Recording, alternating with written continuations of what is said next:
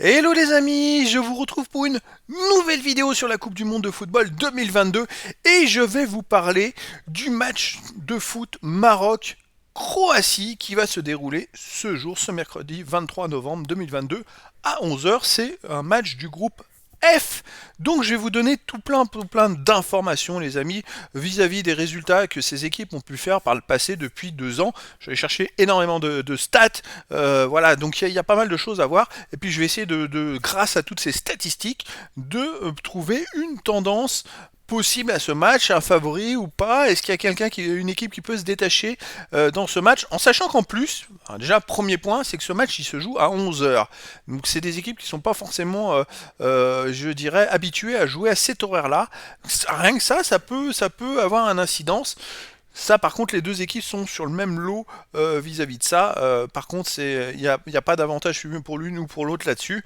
Voilà. Si les amis, vous avez des infos, n'hésitez pas à les mettre en commentaire. N'hésitez pas aussi à mettre ce que vous pensez de ce match et le score que vous pensez de ce match en commentaire. Ça peut être sympa d'échanger là-dessus. En tout cas, moi, je vais essayer de faire une analyse la plus complète possible, en sachant que le foot est aléatoire, les amis. On peut avoir une équipe qui est ultra favorite, qui va tirer 40 fois, et un adversaire qui va tirer qu'une fois, et qui va mettre un but, et qui va gagner 1-0. Donc tout est possible dans le foot.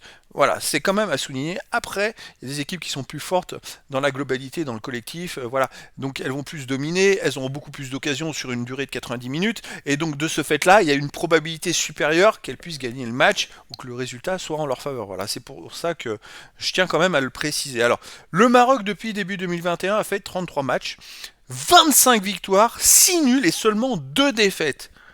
Attention, le Maroc, c'est une équipe qui est plutôt en forme. 71 buts marqués, 17 encaissés, plus 54 de goals à RH, 2,2 buts marqués, 0,5 encaissés. Il marque plus de 4 fois plus de buts que l'équipe adverse.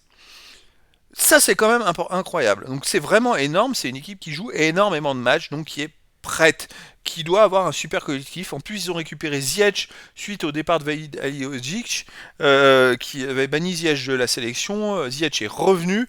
C'est un joueur de classe mondiale et qui est super fort. Et voilà, ils ont vraiment des joueurs hyper techniques.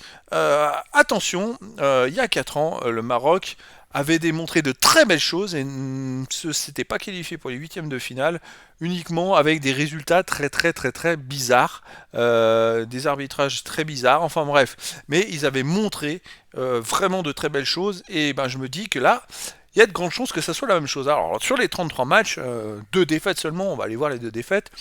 Contre les USA, au 2 juin dernier, ils ont perdu 3-0 aux USA. Attention, le décalage horaire, ça peut jouer dans ce genre de match. Le 30 janvier, ils ont perdu 2-1 contre l'Egypte. Je me demande si c'était pas en Égypte pour la CAN. Je voudrais pas vous dire de bêtises.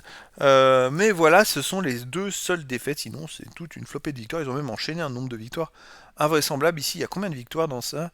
1, 2, 3, 6, 9, 11, 12 victoires de suite entre le 30 mars 2021 et le 7 décembre 2021.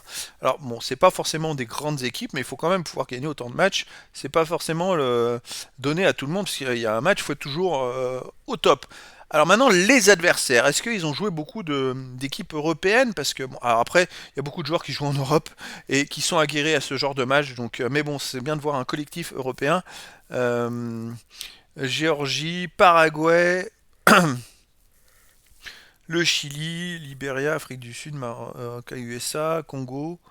Congo 2 fois, l'Égypte, Malawi. Bon, il n'y a pas l'air d'avoir beaucoup d'équipes européennes dans leur rencontre. Donc c'est dommage, ça me permet pas d'avoir un avis. Ouais, je remonte à début 2021, il n'y en a pas. C'est beaucoup d'équipes africaines. Donc là, effectivement, avec des super joueurs qui jouent dans des grands clubs en Europe, ils ont quand même un effectif qui est vraiment pas mal.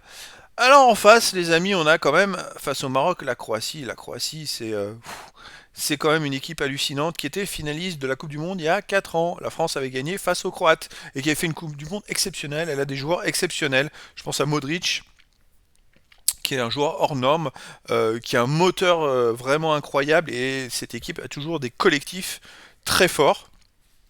Donc sur les 25 matchs depuis début de 2021, elle a gagné 15 fois, 6 nuls et 4 défaites, 44 buts pour 19 contre plus 25. Elle marque plus de 2 fois plus de buts que l'adversaire.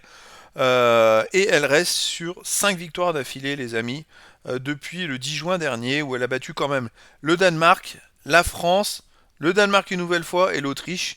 Bon, l'Arabie Saoudite, c'était le match amical du 16-11. Voilà, donc c'est quand même costaud, très très costaud avant un match nul contre la France. Sur la France, elle a quand même, sur les 2 derniers matchs, fait match nul et victoire. Donc c'est vrai que les Français, ils sont pas.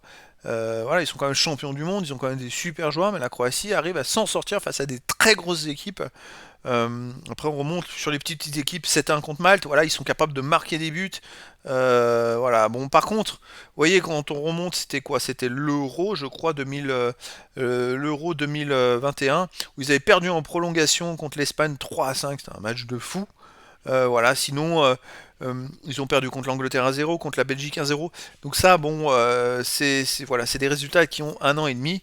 Moi, je pense aussi que comme l'effectif est composé de grands joueurs qui sont rodés à ce type de compétition, il y a toujours un très très bon collectif. Et puis c'est des joueurs qui sont habitués à jouer à cette période de l'année, des matchs de Ligue des Champions, comme Modric. Alors, sur toute une Coupe du Monde, Modric est plutôt vieillissant, mais il va devoir se préserver physiquement. Peut-être qu'il va jouer que 60 minutes dans les matchs, mais il les fait tellement à fond, il est tellement fort qu'il peut changer à lui tout seul les paramètres d'un match. Mais c'est pas le seul. Mais lui, c'est vrai qu'il tire toute son équipe vers le haut. Donc c'est une équipe, la Croatie, qui va avoir un potentiel intéressant avec cette Coupe du Monde. Mais encore une fois, tout va découler de ce premier match. Parce que pour moi, c'est presque du 50-50. Maroc-Croatie, les Marocains, ils sont toujours survoltés dans les compétitions internationales. Les Croates, il va falloir qu'ils rentrent dedans tout de suite.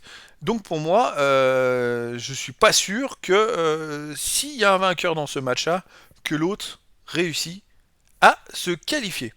Donc pour les huitièmes de finale. Donc les amis, ça va être super intéressant. Eh ben moi, mon pronostic, je vais me mouiller. Ça plus un match nul entre ces deux équipes. Euh, je vois pas une équipe sortir du lot, mais c'est possible que voilà une équipe arrive à s'en sortir parce que elle sera plus forte que l'autre dans le jeu collectif, parce que les Croates ils peuvent très bien complètement dominer les Marocains, mais attention les Marocains ils ont des flèches, ils ont des joueurs super forts individuellement, donc voilà moi je vois bien un match nul, un partout. J'ai du mal à croire qu'il y aurait 0-0 et qu'il n'y aurait pas de but parce qu'en plus les Marocains ils donnent tout, donc il y aura forcément des occasions de but. Mais les amis, ça va être un super match. Par contre là, ça va être super intéressant, ça va être des premiers gros matchs pour moi de la Coupe du Monde, parce que ça risque de sacrément donner sur le terrain. Bien sûr que j'aimerais bien avoir des 3-3, des 4-4. C'est peut-être possible d'arriver même à avoir un 2-2 quand on voit que les deux équipes sont quand même des équipes qui marquent des buts. Les Croates, ils ont quand même plus de mal à marquer plus de 2 buts par match, hein. C'est pas souvent, si ce n'est contre les petites équipes, mais sinon ça arrive souvent que les Croates ils gagnent 1-0 parce qu'ils sont très bien positionnés en défense, ils coulissent très bien entre les lignes, voilà, donc collectivement avec le ballon, ils sont très forts, et sans le ballon, ils sont aussi très très forts collectivement. Ça, c'est aussi à noter. Donc voilà. Mais par contre, c'est vrai qu'au Maroc, comme il y a des individualités, face à un collectif bien huilé, ça peut quand même passer sur des coups d'éclat, on va dire. Donc là, les amis, ça va être un match super intéressant, mais je vois quand même un match nul. Alors, n'hésitez pas à mettre un commentaire et mettre ce que vous pensez de ce match et du score que vous voyez, ça serait sympa de pouvoir échanger. Voilà, les amis, je vous dis à très bientôt pour une nouvelle vidéo.